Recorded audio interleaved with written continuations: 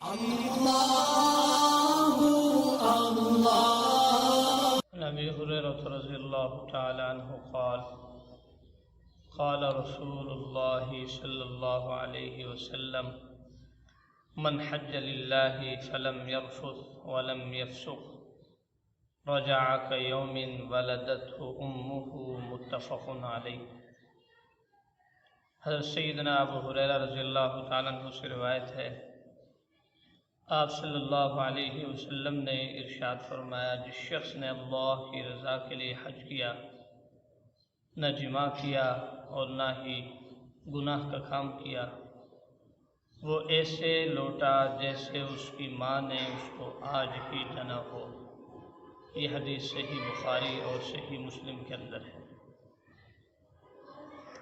میرے دوستوں، بزرگوں، بھائیوں، عبادات کی 3 قسمیں ہیں۔ نمبر 1، بعض وہ عبادات ہیں جو صرف بدن کے ساتھ ادا کی جاتی ہیں، جیسے نماز، قرآن پاک کی تلاوت کرنا، ذکر کرنا، کہ ان کو عبادات بدنی کہا جاتا ہے۔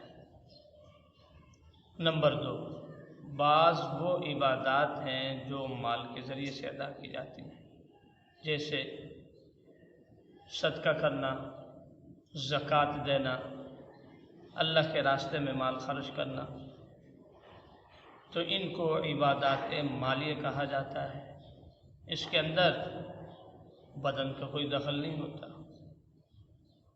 اور نمبر 3، بعض وہ عبادات ہیں دونوں سے مرکب ہیں، بدن سے بھی اور مال سے بھی مرکب ہے، دونوں چیزیں اس کے اندر استعمال ہوتی ہیں، جیسے بیت اللہ کا حج کرنا، عمرہ کرنا، دعوت و تبلیغ میں جانا۔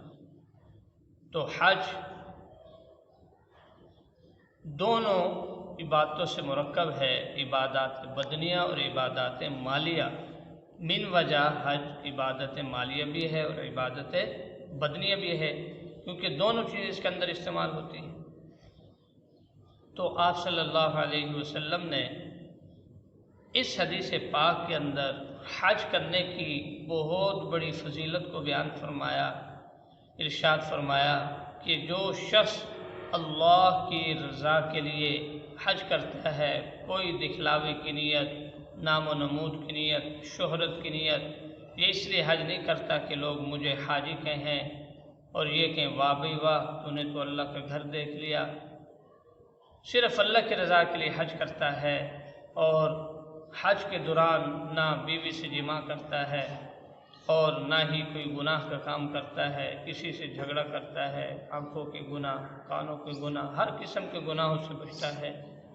تو آپ صلی اللہ علیہ وسلم نے ارشاد فرمایا، رجع کیوم ولدته امه، اس کی حالت ایسے ہو جاتی ہے جیسے اس کی ماں نے اس کو آج ہی جنا، وہ واپس اس حالت میں لوٹتا ہے۔ یعنی جب بچہ ماں کے پیٹ سے پیدا ہوتا ہے، بالکل گناہوں سے پاک صاف ہوتا ہے، اس کے ذمے کوئی گناہ بھی نہیں ہوتا۔ اسی طرح آپ صلی اللہ علیہ وسلم نے بھی ارشاد فرمایا، حاجی واپس آ کر ایسے ہی ہو جاتا ہے جیسا کہ اس کی ماں نے اس کو آج ہی جانا۔ اتنا بڑا اعزاز۔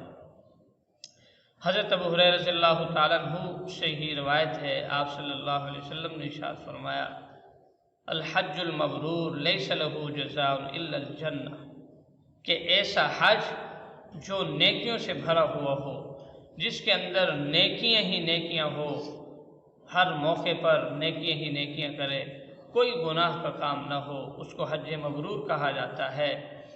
کہ نماز کی بھی کثرت کرے، طواف کی بھی کثرت کرے، تلاوت کی بھی کثرت کرے، تلبیہ کی بھی کثرت کرے، تمام حج کے فرائض، واجبات، سنتوں کو پورا کرے، تو وہ حج مبرور ہے۔ تو آپ صلی اللہ علیہ وسلم نے ارشاد فرمایا، حج مبرور کی جزا تو جنت ہی ہے، جنت کے علاوہ کچھ نہیں۔ کتنی بڑی فضیلت۔ اور ایک روایت میں ارشاد ہے کہ جب لوگ حج اور عمرہ کرنے جاتے ہیں تو یہ اللہ کے خصوصی مہمان ہوتے ہیں، اور جب یہ اللہ سے کسی چیز کے بارے میں دعا کرتے ہیں تو اللہ تعالیٰ ان کی دعاؤں کو قبول کر لیتے ہیں۔ جب اللہ سے کسی چیز کے بارے میں سوال کرتے ہیں تو اللہ تعالیٰ ان کے سوال کو پورا کر دیتے ہیں۔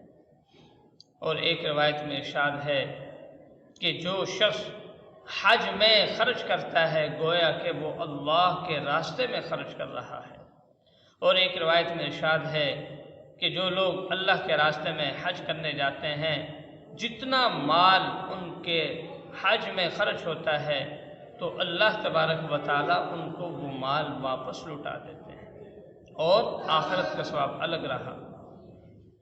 اور ایک روایت میں ارشاد ہے جو آدمی اللہ کے راستے میں 1 درہم خرچ کرے اس کو 7 لاکھ درہم خرچ کرنے کا ثواب ملتا ہے۔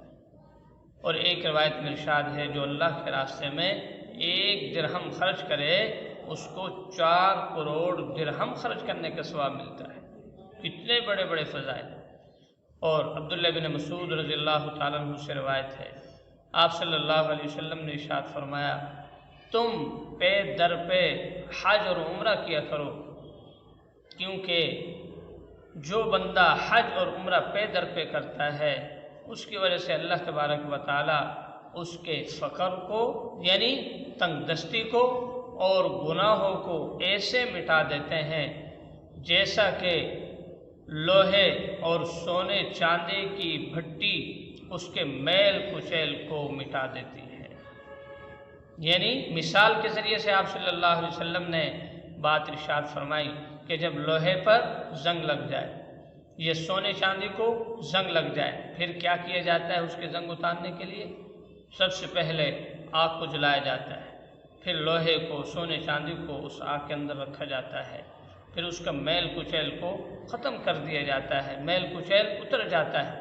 تو اسی طرح آپ صلی اللہ علیہ وسلم ارشاد فرما رہے ہیں کہ جو لوگ حج اور عمرہ کرنے والے ہیں اسی طرح اللہ تبارک و تعالیٰ ان کی مالی تنگ دستی کو اور گناہوں کو بالکل مٹا دیتے ہیں۔ کتنا بڑا ثواب۔ اور ایک روایت میں ارشاد ہے آپ صلی اللہ علیہ وسلم نے ارشاد فرمایا جب حج اور عمرہ کرنے والے واپس آئیں تو وہ بخشے بخشائے ہوتے ہیں۔ اور ایک روایت میں ہے کہ جب وہ واپس آئیں بخشے بخشائے ہوتے ہیں تو تم لوگ ان سے اپنی بخشش کے لیے دعا کرواؤ، اور جس بندے کے لیے حاجی یا عمرہ کرنے والے بخشش کی دعا کر دیں اللہ تبارک و تعالیٰ ان کو بھی معاف فرما دیتے ہیں۔ اتنا بڑا ثواب، خود بھی بخشے بخشائے اور جس کے لیے دعا کر دی اللہ تبارک و تعالیٰ اس کو بھی معاف فرما دیتے ہیں۔ اور ساتھ ساتھ یہ بات بھی ذہن نشین ہونی چاہیے کہ جس بندے پر حج فرض ہو جائے یعنی زندگی میں 1 مرتبہ حج کرنا فرض ہے، اور کس پر فرض ہے کہ جس کے پاس آنے جانے کا زیادہ راہ ہو اور پیچھے بیوی بچوں کا زیادہ راہ ہو اور اتنی مالیت اس کے پاس موجود ہو تو زندگی میں جب اتنی مالیت اس کے پاس آ جائے گی تو اس پر حج فرض ہو جائے گا۔ پھر آپ نے ارشاد فرمایا کہ جس شخص پر حج فرض ہو جائے پھر وہ اللہ کے گھر کا حج نہ کرے تو اللہ کو اس کی کوئی پرواہ نہیں، چاہے وہ یہودی ہو کر مرے یا نصرانی ہو کر مرے۔ کتنی بڑی سخت وعید ہے، یعنی جب حج فرض ہو گیا پھر حج نہیں کر رہا ہے تو بڑی سخت وعید ہے، خطرہ ہے اس کے ایمان کے سلب ہونے کا، ہو سکتا ہے وہ یہودی ہو کر مرے یا نصرانی ہو کر۔ تو اس لیے جن حضرات پر حج فرض ہو گیا ہو تو وہ اللہ کے راستے میں بیت اللہ کا جا کر حج کریں۔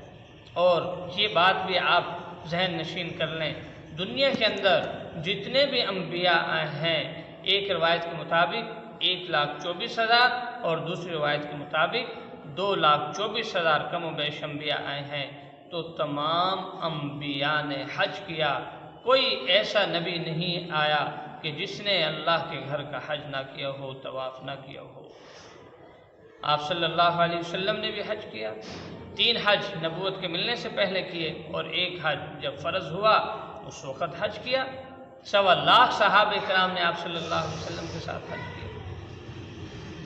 تو اللہ تبارک و تعالیٰ سے دعا ہے کہ اللہ تبارک و تعالیٰ تمام حاجیوں کے حج کو اپنے بارگاہ الہی میں قبول و منظور فرمائے، اور جن لوگوں نے ابھی تک اللہ کے گھر کی زیارت نہیں کی اللہ تبارک و تعالیٰ دنیا کے تمام مسلمانوں کو اپنے گھر کے اندر حاضری کی توفیق عطا فرمائے۔ وما علینا الا البلاغ۔